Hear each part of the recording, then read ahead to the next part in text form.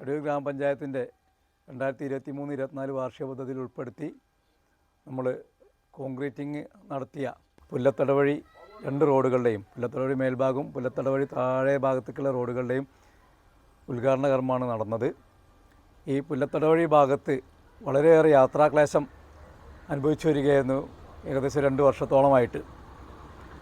ഈ ഭാഗത്ത് ഗ്രാമപഞ്ചായത്തിൻ്റെ 1.5 ലക്ഷം വീതം വകയിരുത്തി 2 റോഡുകൾക്കും 1.5 ലക്ഷം രൂപ വീതം വകയിരുത്തി കോൺക്രീറ്റിംഗ് നടത്തി.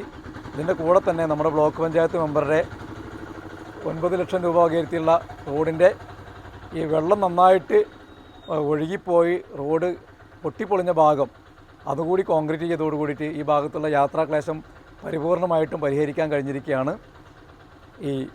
അതിൻ്റെ ഒരു സന്തോഷത്തിലാണ് നമ്മുടെ പ്രദേശത്തുള്ള ആളുകളൊക്കെ.